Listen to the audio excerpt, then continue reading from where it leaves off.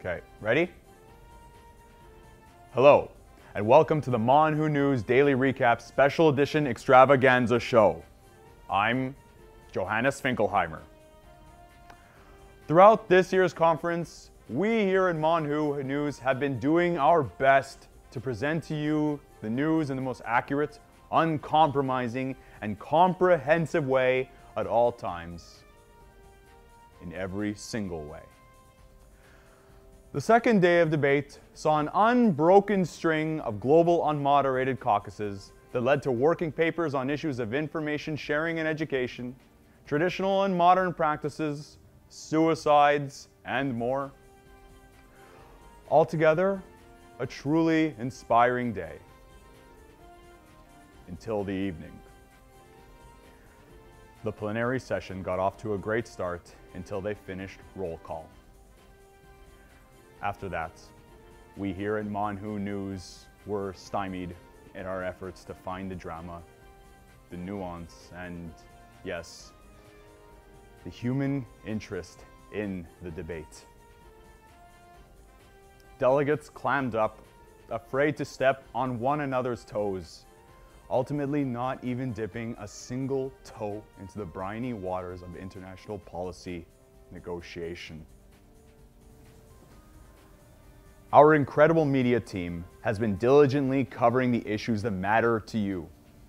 Our esteemed viewers bring to light all the power struggles, personality clashes, and the who's and why's and how's and ifs, ands, or buts of the MonWHO conference.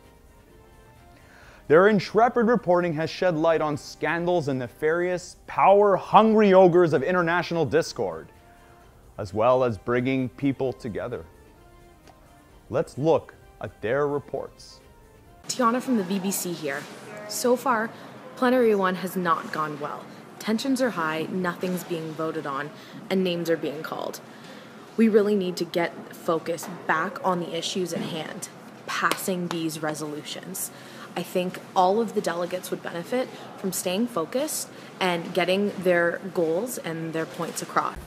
Hi, this is Sarah for CCTV, and I've been investigating the NGO's roles in the resolution draft in the Asian bloc. And I'm here with the delegate from Amnesty International. I gave my seal to the refugee paper, which was presented by Lebanon and Afghanistan.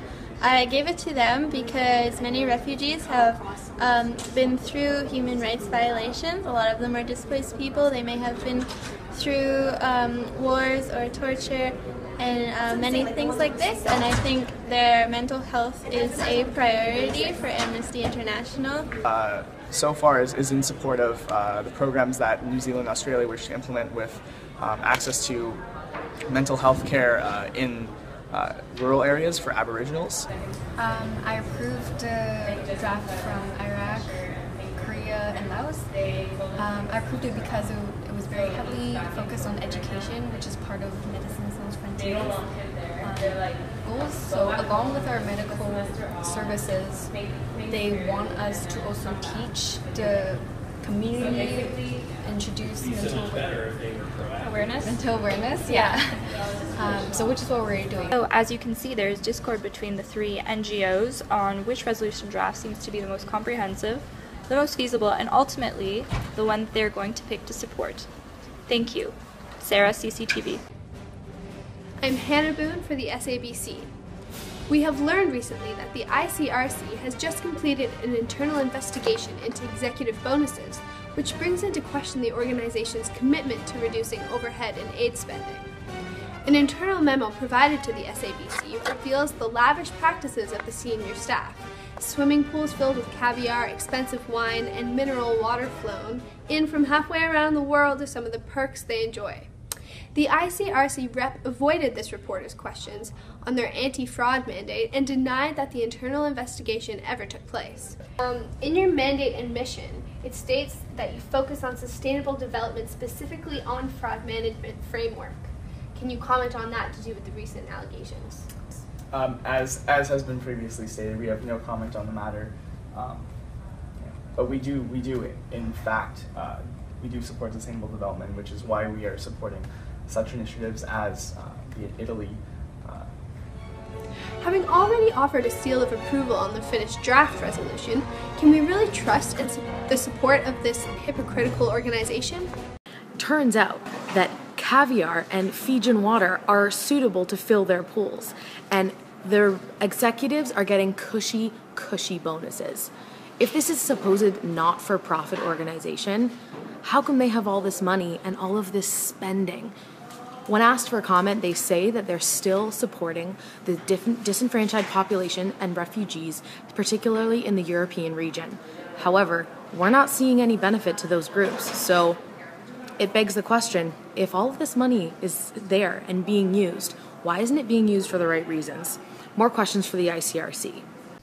This is CNN reporting with a delegate from Laos. Can you comment on your relationship with Pfizer? We're looking forward to collaborating with them in terms of getting some resources for our more low-income countries, which is something that we're going to focus on tomorrow. CNN reporting with a delegate from Canada.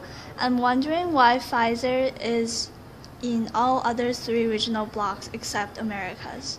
We do not see Pfizer as a partner. But we really didn't want to depend on external or such bias factors in terms of determining our outcomes in our training sessions. Companies are a bias factor. I would consider them so.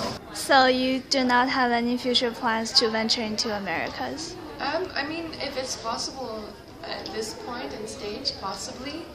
Well, I don't think that in Hungary Pfizer can give their seal anymore, so unfortunately, no. Thank you. Hi, this is the reporter from Al Jazeera, and we have just finished our first plenary session. It has become increasingly apparent that there is an emerging divide between developed and developing countries. Specifically, countries in the West have been criticized for making proposals of strategies that have been deemed to be paternalistic, unrealistic, and Eurocentric. And also neglecting to mention very important and prominent mental health issues, such as refugee healthcare. USA and UK points so far have been Western-centric. It's unfortunately a stereotype, but all of their cases rely upon a stable society. The country of Rwanda and Africa and whole third world is actually enraged by this very superficial motion. We can clearly see that Eurocentrism is becoming the mental disease #1 in Europe. Okay, hi everyone, my name is Rebecca and I'm actually representing the United Kingdom. So regarding the European bloc priorities, really we come down to e-health, and second thing is anti-stigmatization policies. Now regarding the misconstrued comments and the slander that's going on, if you're going to do that, A, sign it so that I can respond to you, and B, if you want to talk. If you don't, then well, I can talk and I have the right and priority to do so. Thank you. Oh. Yes. Oh, God. Yes, that is what I'm talking about. Concise, descriptive, penetrating, incisive. I could go on. Probing, topical, meaningful,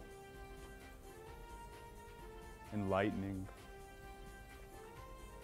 This is the stuff of magic.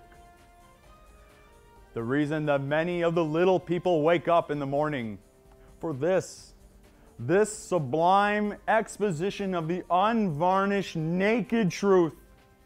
You, all of you, are welcome. We here at MonWHO News are certain that the delegates will break through their mental blocks, hindering their ability to cogently discourse amongst each other in a spirit of collegiality, bonhomie, and yes, camaraderie. Signing off from MonWHO News, this has been Johannes Finkelheimer. Good on you for flossing. Those of you who did.